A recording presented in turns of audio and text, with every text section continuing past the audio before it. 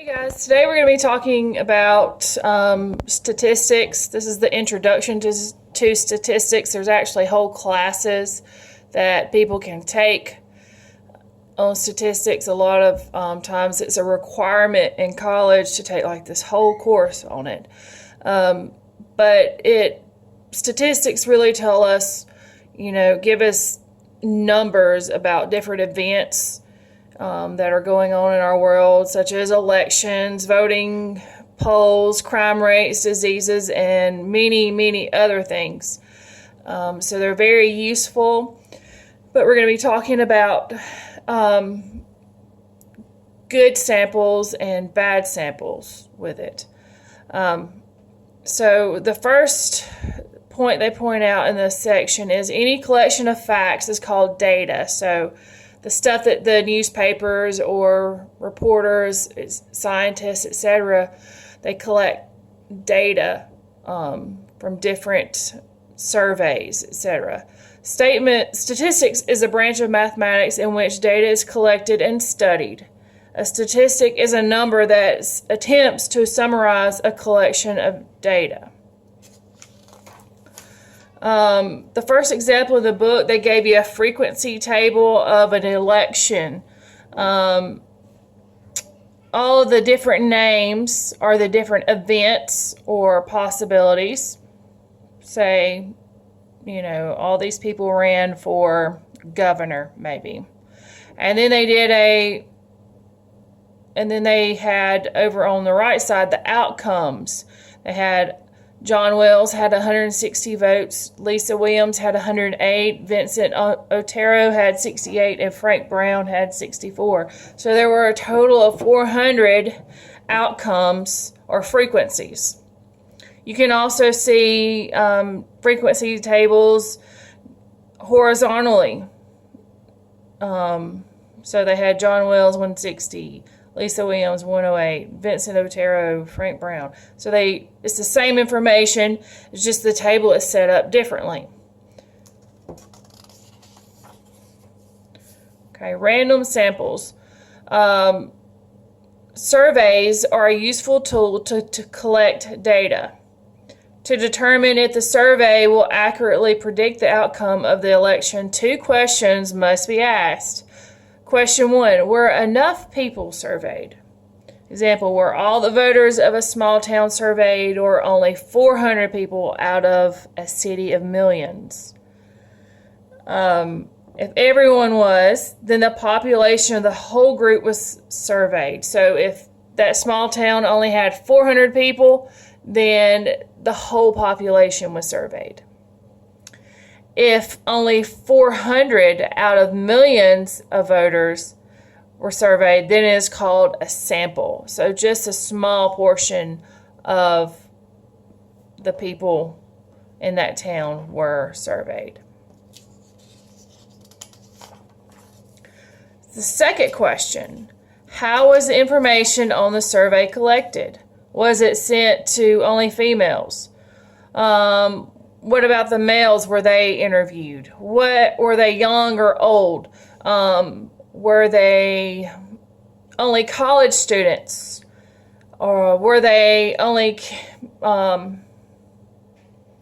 older people at your church? So how accurate was this information collected? How accurately? In order for no group to be favored over the other, it needs to be a random sample. A random sample is a sample in which each member of the population has the same probability of being chosen.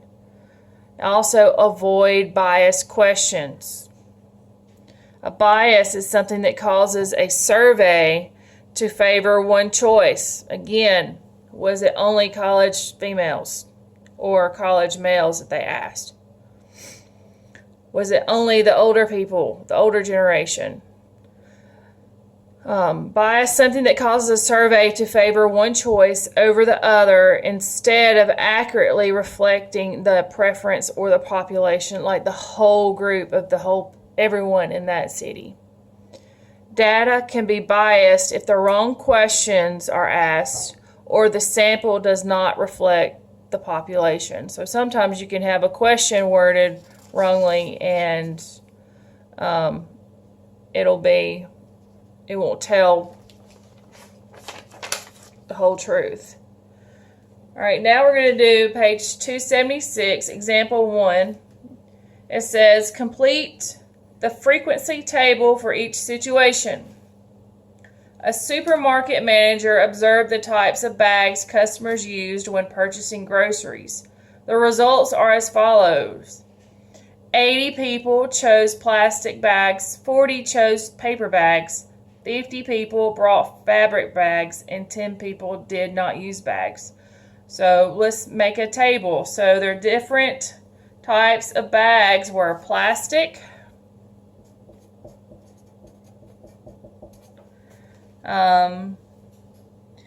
paper,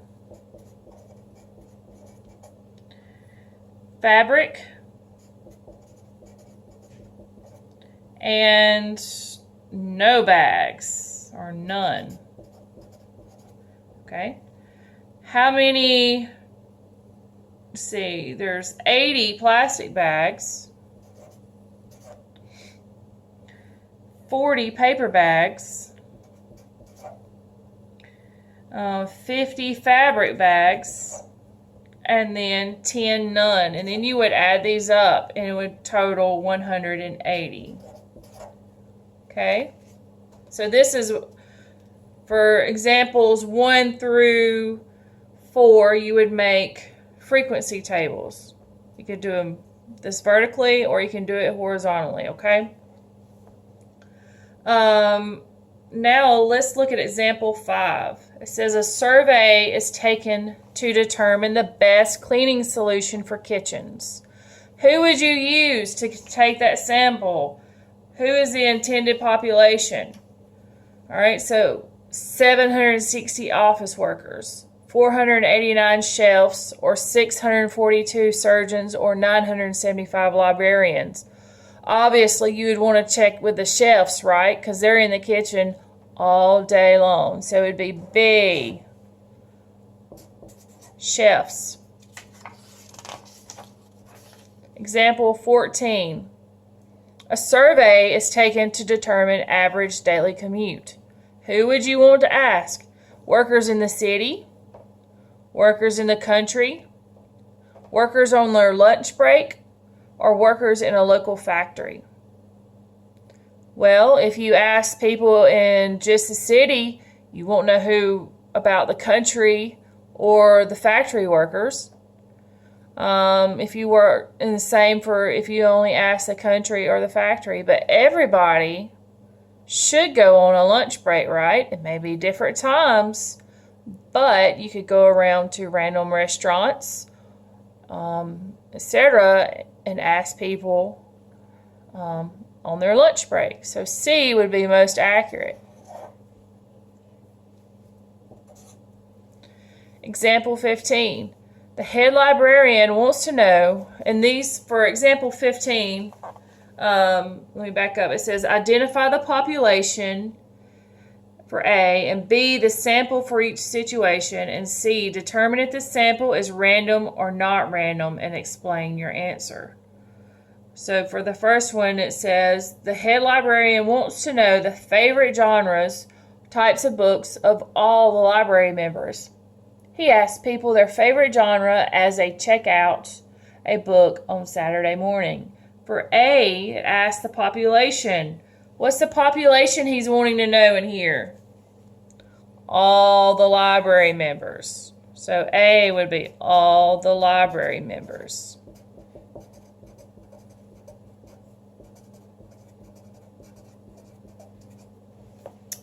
For B, it wants to know the sample for each situation. So how is he getting his sample? Where is he getting his data? So people who check out their books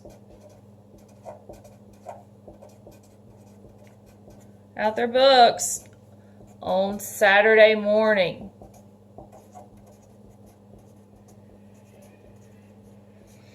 All right, and C, determine if the sample is random or not random and explain your answer. I would say no, because only people who come in on Saturday are being surveyed. That's not everyone. If he wanted a survey of everybody, he would have to ask each and every person, not just on Saturday. So no, only asking Saturday people.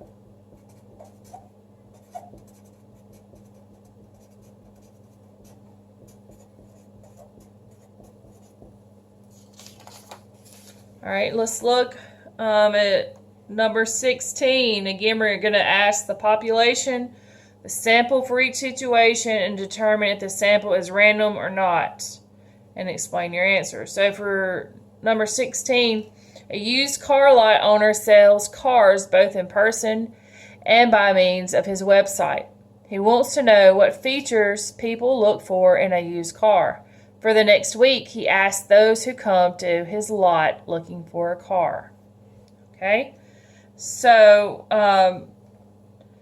he wants to, for his population, he wants to know all what features to look for, what everybody looks for in a used car, right? So, all used car customers.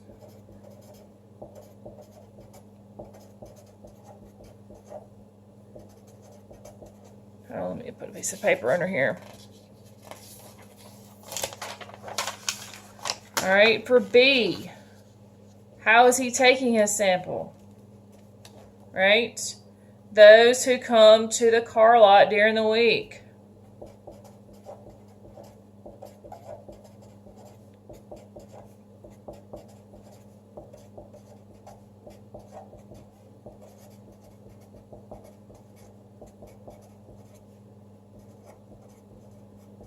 All right, and then C, would you think that this is a fair survey? No. Why? Because he's only asking the people who come in to shop.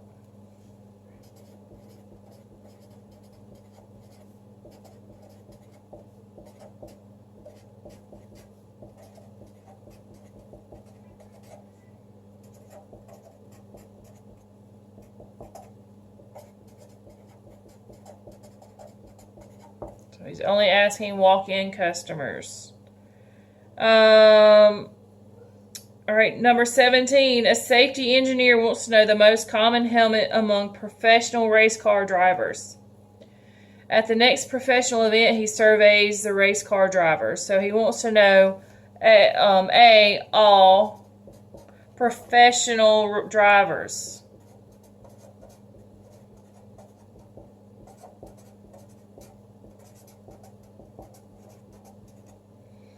And B, the race car drivers at one professional event. He's only asking them at one, asks at one professional event.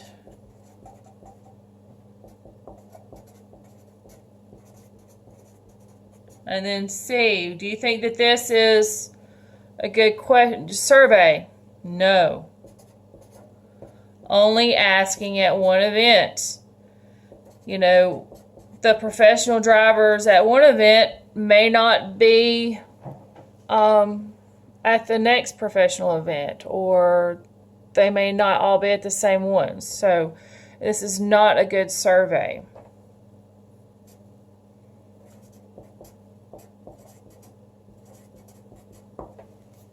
Okay. All right, guys, if you have any questions, just let me know. I'm working as fast as I can to get these lessons up online. If you think that I need to do something different, please let me know. I'm new at this. You guys have a good day.